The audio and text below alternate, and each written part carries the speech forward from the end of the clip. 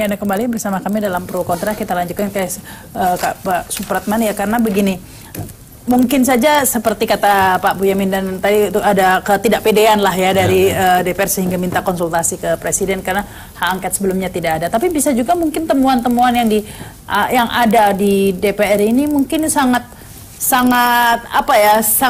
besar pengaruhnya sehingga harus dibicarakan dulu oleh Presiden sebelum dirilis ke publik. Ya bisa saja, karena saya aja di Komisi 3 kan kita tidak pernah tahu nih seperti apa hasil rekomendasi dari teman-teman di panitia angket. Itu belum dibuka kepada publik, termasuk ke kita yang memang tidak terlibat di dalam. Nah, oleh karena itu mungkin saja ada rekomendasi awal, kemudian itu yang didiskusikan dan ini bisa berpengaruh terhadap pemerintahan Presiden Jokowi, sehingga mungkin teman-teman yang lain menganggap perlu untuk melakukan konsultasi dengan Presiden. Dan itu menurut saya sih sah-sah saja, tidak ada masalah.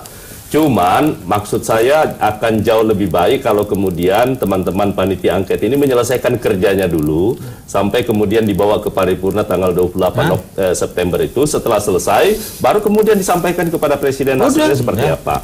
Itu mungkin akan jauh lebih baik ya. Tetapi sekali lagi pertimbangan apapun saya tidak pahami karena saya tidak berkomunikasi dengan teman-teman di panitia angket soal keinginan untuk bertemu selain membaca hanya di media tertentu aja. Ya, tapi mungkin juga ya nih Pak Margarito bahwa memang mungkin ada sesuatu yang implikasinya besar sehingga harus dikonsultasikan kepada Presiden, dan memang tidak ada larangan kan bagi pansus ini untuk konsultasi ke Presiden terlebih dahulu. Tidak. Malah kalau kita mau bicara normatif, panggil Presiden. Panggil itu malah. Panggil Presiden untuk jelaskan dalam paripurna, dalam angket. Bukan undang apa, panggil memang. Begitu. Mengapa begitu? Oleh karena di Republik ini yang memegang kewenangan melaksanakan undang-undang itu Presiden. Tidak ada yang lain. Ya. Kalau kita mau bicara teoretik, apa yang dilakukan oleh jaksa, polisi dan segala macam itu kewenangan dari Presiden. Teknisnya dilaksanakan oleh mereka. Begitu jadi panggil. Pak Presiden, kami temukan ini begini. Bagaimana nih Pak Presiden? Udah cukup. Atau bisa jadi ya kami minta Pak Presiden, Anda perintahkan Jaksa Agung Anda dan kepolisian Anda untuk melakukan ini terhadap temuan yang kita kualifisir atau kita bayangkan memiliki nuansa pidana atau nuansa pelanggaran hukum. Itu yang mesti dilakukan. Nggak perlu misalnya saya jujur saja tidak mengerti apa kalkulasi dan apa pertimbangan hukum mereka sehingga mau berkonsultasi. Kalau normatif lagi-lagi panggil.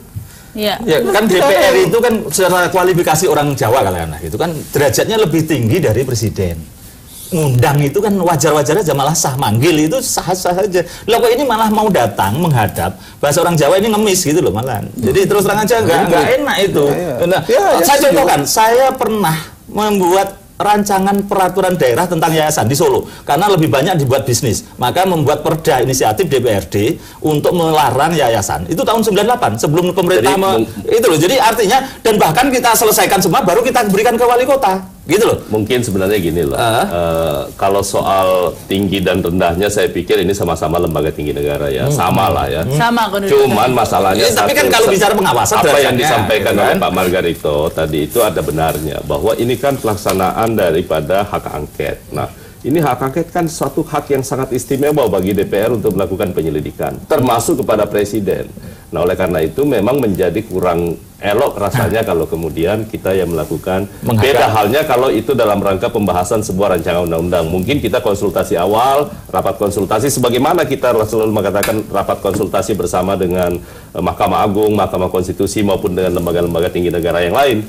Nah, oleh karena itu menurut saya karena ini adalah pelaksanaan fungsi hak penyelidikan itu, maka mungkin akan jauh lebih bagus panitia angket ini menyelesaikan kerjanya, kemudian hasil rekomendasinya. Kalau boleh saya ngajari gini loh, selesaikan dulu, bawa paripurna, rekomendasi, kemudian yang membawa kepada Presiden adalah lembaga DPR, yaitu pimpinan DPR plus, gitu baru benar. Kalau pansus kesannya ini kan nyelonong sendiri. Kalau zaman Pak Gus Dur dulu KIS itu kan ke istana sendiri-sendiri jadinya. Jadi prosedurnya seharusnya seperti itu, pimpinan DPR yang menyerahkan. Ya memang secara administratifnya begitu putus paripurna, baru siapa yang serahkan, ya simboliknya diserahkan oleh pimpinan, nggak ada soal. Tapi mungkin karena ada sesuatu. Tapi ini juga sebenarnya nanti kalaupun ini terjadi, rapat konsultasi itu bukan dalam pengertian pasti pansus angket yang akan datang bersama presiden, itu pasti dengan pimpinan. Betul, tapi kan kesannya masih level ini masih goreng nasi goreng yang belum ada telurnya gitu loh. Kalau sudah nasi goreng yang enak telur, kemudian pimpinan DPR plus pimpinan komisi, fraksi dan juga pansus datang ke sana menjelaskan gitu lebih enak gitu loh. Ini memang serius ya. Ini persoalan yang sebenarnya kalau kita mau takar betul dari segi sistem, ini persoalan serius. Mengapa? Ini kreasi yang melemahkan kerangka kerja atau skema kerja konstitusi terhadap angket. Apa ini? Kalau kita mau full legal, panggil. Baik. Kan tidak ada yang cuma ditanya kok di Pansel. Baik.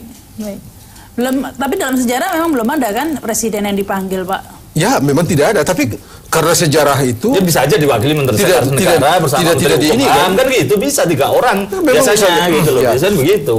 Bisa aja begitu presiden ngutus urunan ngutus gitu loh. Ini kita mulai seriusin teman-teman DPR ini. Senturi tadi yang Bonyamin bolak-balik bilang gitu. Hasilnya apa? Oke, ada temuan, ada macam-macam gitu. Tapi konsekuensi hukumnya kena cuma 1 doang kok. Ya belum.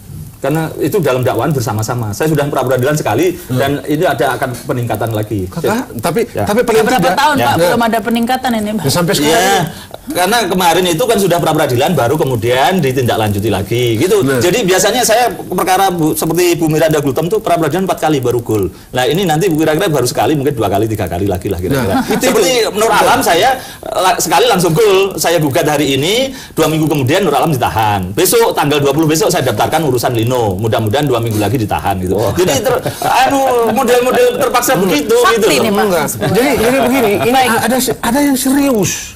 Seriusnya itu kita mengangkangi konstitusi kita dan cara ya hanya dengan kreasi-kreasi politik yang jujur saja berada di luar kerangka dan skema kerja konstitusi. Baik. Itu yang tidak bagus dan tidak sehat, dan itu yang saya katakan ini serius. Baik. Masa setiap kali kita mesti begitu, mesti begini. Baik, kita harus break dulu ya. Kita lanjutkan lagi pemirsa setelah pesan-pesan berikut ini, kami segera kembali.